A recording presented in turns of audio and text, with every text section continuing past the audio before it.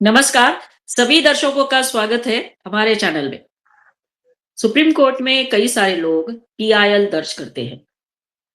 अधिकार सभी का है, लेकिन पीआईएल दर्ज क्यों होती है? अगर कोई बात पब्लिक इंटरेस्ट में हो, देश के हित में हो और कुछ ऐसा कुछ हो गया हो जो उसके खिलाफ जा रहा हो, तो सभी को पीआईएल दर्ज करने का अधिकार दिया है। लेकिन कई बार ऐसा होता है कि सुप्रीम कोर्ट में जो पीआईएल दाखिल की जाती है, उसके बारे में सुप्रीम कोर्ट जो है बहुत कड़ी टिप्पणी करती है और खारिज भी कर देती है। ऑब्वियसली जो बेंच होती है उनको लगता होगा कि ये सिर्फ टाइम वेस्ट कर रहे हैं। तो ऐसा ही एक डिसीजन अभी भी सुप्रीम कोर्ट से आया है, जो पीआईएल दाखिल की गई थी। जिसमें जिसने पीआईएल की थी उन्होंने रिक्वेस्ट की थी सुप्रीम कोर्ट से कि पार्लियामेंट में जो वीर सावरकर जी का फोटोग्राफ है लगाया हुआ उसको हटाया जाए।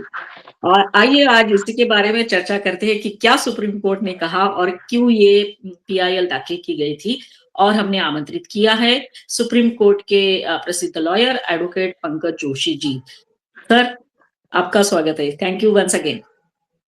जी, नमस्कार मैडम और आपके सभी व्यूअर्स के लिए बहुत-बहुत नमस्कार। सर, हम सबको पता है कि देश में बहुत सारे ऐसे लोग हैं जो सावरकर का विरोध करते हैं। उसमें प्रमुख नाम हमारे एलओपी का है और उनके खिलाफ तो केस चल रही है जब उन्होंने सावरकर के बारे में कुछ कहा। लेकिन अभी जिन्होंने पीआईएल दाखिल की थी उन्होंने ये कहा था कि पार्लियामेंट में जो इमेज लगाई गई है सावरकर की वो हटाया जाए। जी, जैसा कि जो आपने कहा है कि ये जो पीआईएल जो है वो हमारे एक सीनियर ब्यूरोक्रेट और इंडियन रेवेन्यू सर्विस के अधिकारी बी बाल मुरुगन इन्होंने चेन्नई से जो हैं और इन्होंने ये जो है जब पीआईएल सुप्रीम कोर्ट में की तो सुप्रीम कोर्ट ने इसको जब उन्होंने कहा तो सबसे पहले तो उन्होंने इसी बात को कहा कि ये किस तरह की मानसिकता है कि आप मतलब भारत के जो क्रांतिकारी और इतने वरिष्ठ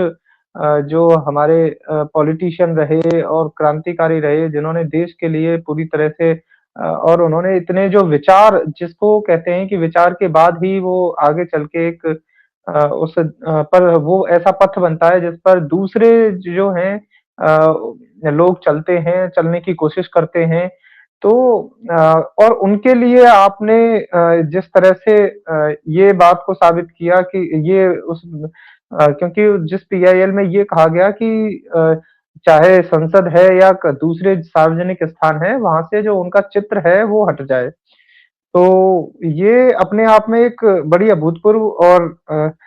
वैसे तो विपक्ष ये आरोप लगाता है कि भारत में इस समय अ, वीर सावरकर को मानने वालों की सरकार है तो संविधान खतरे में है और आवाज़ नहीं उठाई जाती है और इस समय बड़ा ही अराजकता का माहौल है। लेकिन यहाँ तो इस तरह की जो है वो पीआईएल आ रही हैं, किसी को कोई ना कोई डर है, ना कोई भय है और पूरी तरह से जो एक भारत में एक जो लोकतंत्र की जो स्वतंत्रता है, उसका जिस तरह से लाभ उठाया जा रहा है क्योंकि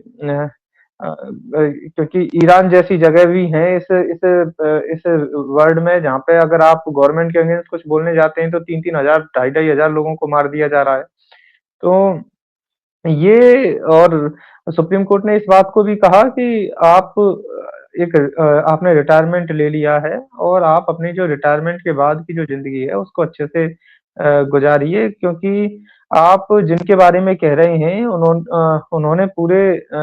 मतलब कई संस्थाएँ इस तरह की बनाई जिन्होंने देश के लिए लड़ाई लड़ी और उसमें भारत हो या भारत के बाहर हो और उसके बाद उन्हें जो कारावास की भी 50-50 वर्षों की जो सेल्युलर जेल जो थी उसमें और अंडमान निकोबार में रहे और अभी कुछ समय पहले ही संघ के माननीय गुरुजी भागवत जी और माननीय गृह मंत्री अमित शाह जी ने भी वहाँ पर जाकर उनका जो है वो उनकी प्रतिमा का भी अनावरण किया। तो अ, तो कई तरह की जो है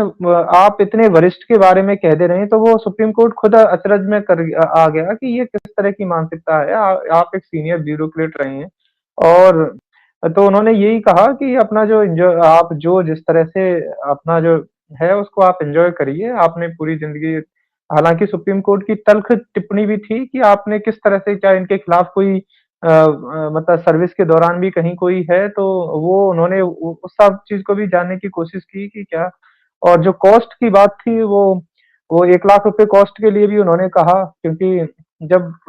हालाँकि वो कहने लगे कि मेरे पास पैसा नहीं है और मैं वहाँ से आ नहीं सकता हूँ। तो आप सुप्रीम कोर्ट जैसी संस्थाओं का जो है वो दुरुपयोग इस तरह से कर सकते हैं, तो उसके लिए तो आपके पास वकीलों को पैसे हैं देने के लिए। लेकिन आप पे केवल आने-जाने का के लिए पैसे नहीं है, तो ये तो एक बड़ी अचरज वाली बात है और सीनियर कोई आईएएस इस तरह की बात कहता है, तो ये और भी अचरज की बात है। तो हाँ, तो सुप्रीम कोर्ट ने निश्चित तौर पे वो जो है अपना म इस बात को मतलब यही कहते हुए कि ये जो आपकी जो पिटीशन है ये it's a frivolous and a waste of judicial time ये कहते हुए उन्होंने जो है उस प्ली को रिजेक्ट किया और और यही कहा कि आप आगे से इस तरह से ना करें क्योंकि हम जो यहाँ पर बैठे हैं तो वो इन चीज़ों के लिए नहीं है कि आप दामोदर सावरकर की पोर्ट्रेट जो है या या हमारे अन्य जो क्रांतिकारी हैं उनकी उसके लिए ये करें। आपने हमारा उपयोग कर लिया और उसके बाद ये है तो उसके बाद में जब उन्होंने विथड्रॉ करने के लिए कहा तो फिर वो बाद में जो है वो फिर उसके बाद जो है वो विथड्रॉ हुई। तो इस तरह से क्योंकि ये जहाँ तक टारगेट की बात है तो वो वीर सावरकर जी के थ्रू जो एक हिंदुत्व की जो आइडियोलॉजी है कहीं न कहीं वो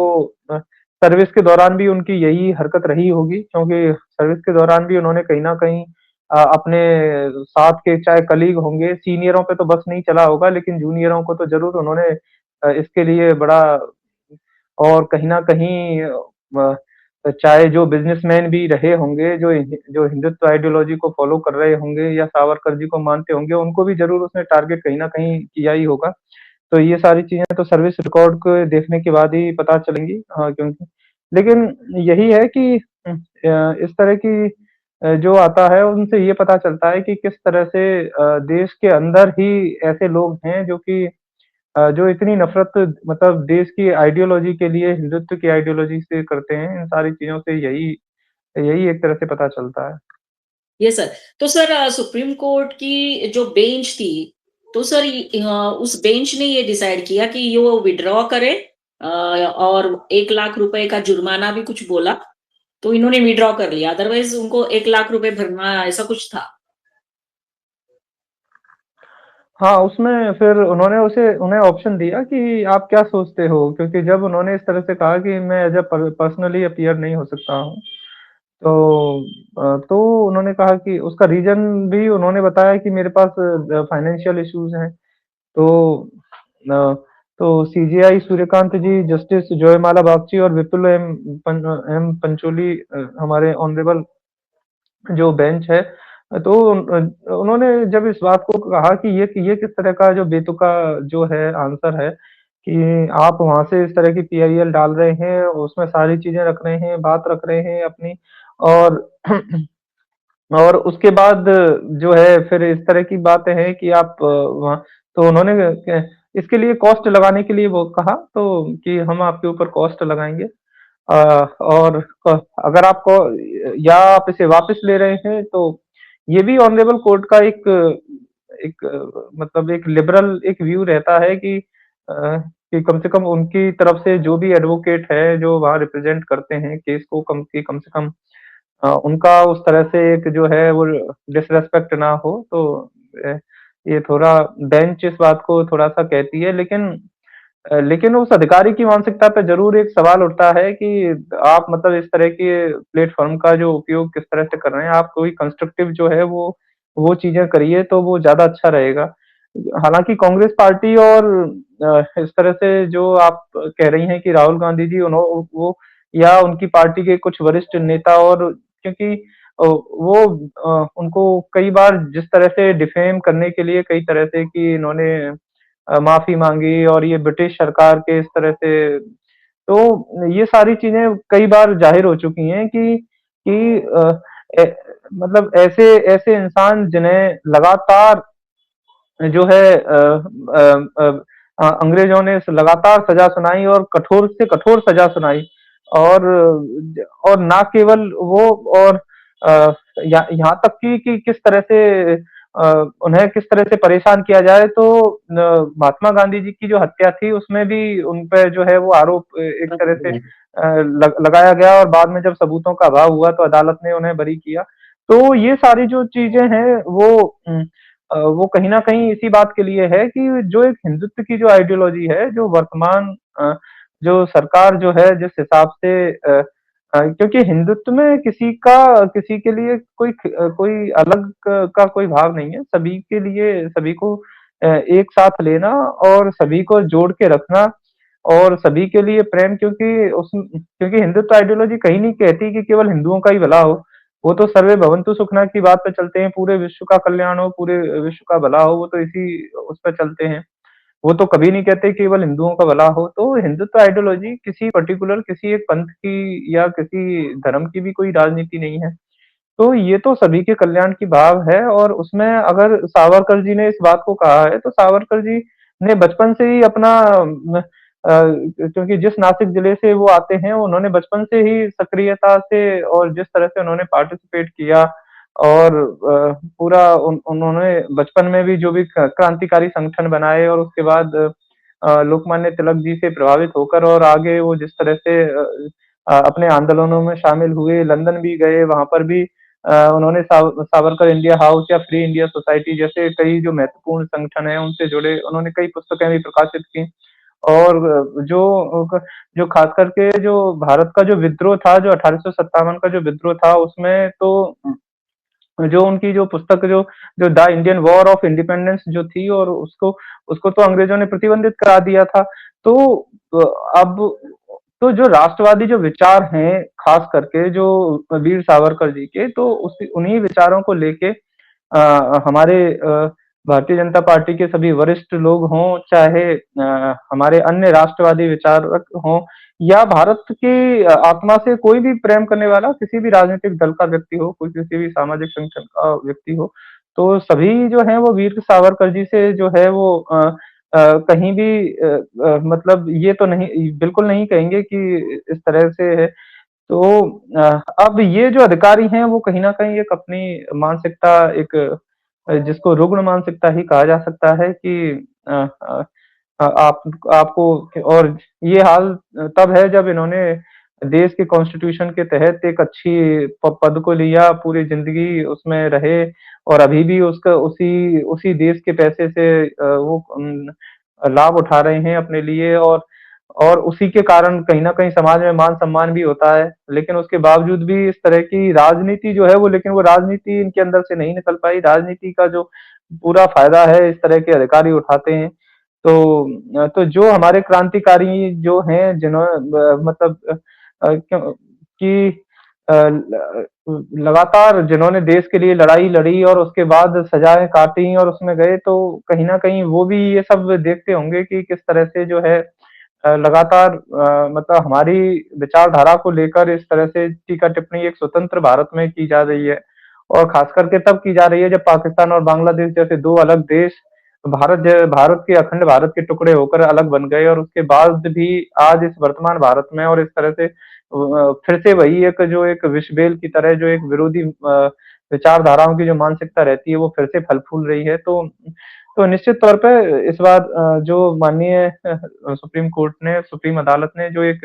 ये फैसला दिया, ये बड़ा ही ज जनप्रिय और न्याय के हित में और संविधान के हित में ये फैसला दिया है, रूल ऑफ लॉ के हित में फैसला दिया है। क्योंकि इस तरह के अधिकारी जो हैं, अगर इनको एक कठोर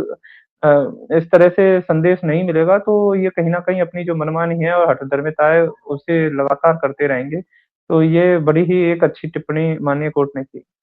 जी सर। और सर दूसरी बात ये थी कि जिसने पीआईएल दाखिल की थी उसमें उसने कहा था कि सावरकर की जो प्रतिमा है उसको इसलिए हटाना चाहिए क्योंकि देश सेकुलर है। इतना ही नहीं, देश भर में जितनी भी प्रतिमा है उसको भी हटाना चाहिए क्योंकि देश सेक्युलर है। मतलब ये बिल्कुल पक्का दर्शाता है कि विरोध इसलिए है क्योंकि सावरकर हिंदूवादी थे या हिंदुत्ववादी थे। और आज भी हम देख रहे हैं कि कैसे इस रूप में विरोध होता है, सो कॉल्ड जो सूडो सेक्युलरिस्ट है उनके द्वारा? देखिए, ये जो लोग हैं, ये भारत की आत्मा को समझ ही नहीं पाए हैं क्योंकि भारत में जब सभी के हित की बात होती है, तो तभी ये हिंदुत्व की विचारधारा फलती-फूलती है। और कहीं न कहीं जब पूरे विश्व में जिस तरह से एक चरमपंथी संगठनों के माध्यम से जब किसी दूसरे पंथ के व्यक्ति को जिस तरह से लगातार जो है वो बिहेड करने की परंपरा जिस तरह से चल पड़ी और एक उनको डिफेम करने की जो परंपरा चल पड़ी, तो उसमें एक हिंदुत्व ही एक ऐसी जगह बची हुई है जहाँ पर आप किसी भी धर्म के मानने वाले हों, पंथ को मानने वाले हों, तो वहाँ पर आप और आपकी जो आइडियोलॉजी है वो सुरक्षित रह सकती है। यस। क्योंकि दूसरी दूसरी जगह पे तो अगर आपने कह दिया कि आप नॉन बिलीवर हैं, तो वहीं आपका मतलब जीना दुश्वार हो जाएगा। और हमारे चाहे दयानंद सरस्वती जी हों, स्वामी विवेकानंद जी हों, माननीय अरविंद घोष जी हों, तो इन सभी ने अपने-अपने स्तर से सुधार करे। जो वीर सावरकर जी का जो था कि उन्होंने एक हिंदू राष्ट्रवाद का जो एक विचार था, वो जनता के समक्ष रखा, तो उसमें एक तरह से ये है कि हमारा एक ऐसा राष्ट्र, एक ऐसा देश हो, जहाँ पर हम जिस सुरक्षित तरीके से हमारा जो सांस्कृतिक और राजनीतिक जो है वो राष्ट्रवाद की एक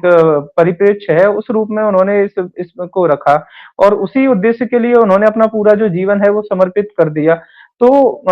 जब वो अपने जेलों में बिताए गए समय में जब वो रत्नागिरी जेल में थे तो उन्होंने भी उस समय एसेंशियल ऑफ हिंदुत्व जो एक जब उन्होंने अपनी जो पुस्तक थी उसको लिखा उसमें भी उन्होंने इन सारी चीज़ों को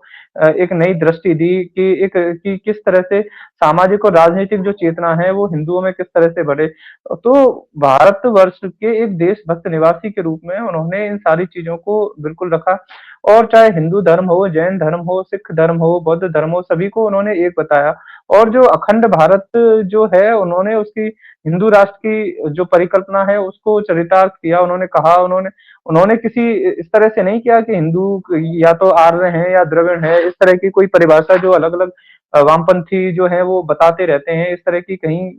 नहीं। तो जो हम सभी मातृ इस देश की, इस मातृभूमि की संतान हैं और इस पवित्र भूमि की हम सभी पूजा करते हैं। इन सारी बातों को उन्होंने रखा, तो अब इसके विरोध में जो जो भी इस सामान्य विचारधारा से या इस राष्ट्र की विचारधारा से जो भी अपने आप को अलग समझते हैं वही तो मेरा तो यही कहना है कि जो हिंदुत्व जो है वो निश्चित तौर पे जो है एक सांस्कृतिक और एक राजनीतिक उसको पहचान यानी कि हम उससे कहीं भी पीछे ना हटें और इसमें कोई और भी जो है उन सभी के लिए स्थान है, ऐसा नहीं है कि किसी अन्य के लिए स्थान नहीं है। लेकिन ये कह देना कि इसमें कि भारत राष्ट्र में रहने के बावजूद और हिंदुओं को दोयम दर्जे का मान लेना, तो ये नहीं है क्योंकि जो एक थोड़ा-सा एक ये बात वो कह सकते हैं कि मुसलमान या ईसाइयों के लिए जो कहीं उनकी बातें आती हैं कि वो भारत की जो सभ्यता है उससे थोड़ा-सा उनकी सभ्यता अलग है, तो ये तो निश्चित तौर पे है कि वो उसमें कहीं न कहीं स्थिति है क्योंकि क्योंकि उनके जो भी पवित्र स्थल हैं वो भारत में तो है नहीं, तो कहीं न कहीं उनका जो एक जो निष्ठा जो है, निष्ठा को लेके कहीं कोई सवाल उठता है, तो वो एक धर्म विशेष की बात है वो उसमें है। तो इन सारी चीज़ों को अब लेकिन इस तरह के जो अधिकारी हैं उन्हें तो कम से कम इस बात को समझना चाहिए, एक मैच्योरिटी से लेना चाहिए कि अगर राष्ट्र के प्रति हमारी क्या है एक उसमें और किस तरह से है क्योंकि भारत में अब जब संविधान है, तो संविधान ने सभी के लिए मौका दिया है और हमारे जितने भी जो हैं उन्होंने सभी जातियों को, सभी पंथों को, सभी को एक समान जब अब ये दिया है, तो इसमें क्यों आप बेवजह इस तरह से जो है एक इश्यूज़ क्रिएट करने के लिए आप आगे बढ़ रहे हैं। तो सुप्रीम कोर्ट ने भी यही कहा कि अब जो है वो आप अपनी इन सारी चीज़ों में ना पड़ें और सबसे अच्छा यही है कि जो भी आप जिस तरह से आप अपने इस समय जो है आप शांति से वहाँ जीवन गुज़ार रहे हैं, तो उसे करिए और और अन्यथा कहीं कोई और चीज़ें हैं, तो वो चीज़ें तो आगे भी अभी आप आरोप लगा रहे हैं गवर्नमेंट पे या गवर्नमेंट पे और आपके अगेंस्ट अगर कहीं कोई कुछ चीज़ें होती हैं, तो फिर ये आरोप-प्रत्यारोप की ये राजनीति है, इन सारी चीज़ों में ना पड़े तो वो ज़्यादा ठीक है। यस, तो हाँ, तो यही यही माननीय सुप्रीम कोर्ट का तो उसके बाद उन्होंने जो है वो रिजेक्ट कर दी और उन्होंने भी जो है उसको पीआईएल को वापस ले लिया। यस। तो एक तरह से हम कहेंगे कि माननीय सुप्रीम कोर्ट ने ये दर्शाया है कि भई इस तरह की जो पीआईएल आएगी उसको हम एंटरटेन नहीं करेंगे। लेकिन एक बात पक्की है सर, जैसे आपके साथ चर्चा कर रहे थे हम, कि ये वही मानसिकता है, वही मानसिकता जो हमको दिखती है इनके नेताओं में, जो हमेशा ये कहते हैं कि हिंदू एक मलेरिया, डेंगू की तरह है, सनातन धर्म को हम खत्म करके रहेंगे। तो ये जो विचारों का प्रभाव ऐसे लोगों के ऊपर पड़ जाता है, उसकी वजह से इस तरह की पीआईएल उन्होंने शायद दाखिल की होगी। लेकिन सही माने में कहेंगे तो अ, नो डाउट सुप्रीम कोर्ट ने डिसीजन तो दिया खारिज करके, लेकिन सभी को सोचने वाली बात है ये कि किस तरह से अभी भी after the 75 years of independence, अमृत काल और ये सब हो रहा है, लेकिन अभी भी जो मानसिकता है, जो सूडो सेक्युलरिस्ट लोग हैं, वो इस तरह से बार-बार सामने आते हैं। तो सर धन्यवाद आप हमारे साथ जुड़े और ये एक विचित्र ही केस था जिसको सुप्रीम कोर्ट ने खारिज कर दिया पीआईएल को और सभी दर्शकों को कहेंगे कि अ, हमारे वीडियो को देखिए, लाइक करिए, कमेंट करिए, शेयर करिए और सपोर्ट करते रहिए, सब्सक्राइब करते रहिए। धन्यवाद सर, जय हिंद, वंदे मातरम। जी, आपने मुझे समय दिया इसके लिए भी आपका बहुत-बहुत धन्यवाद। जय हिंद, वंदे मातरम।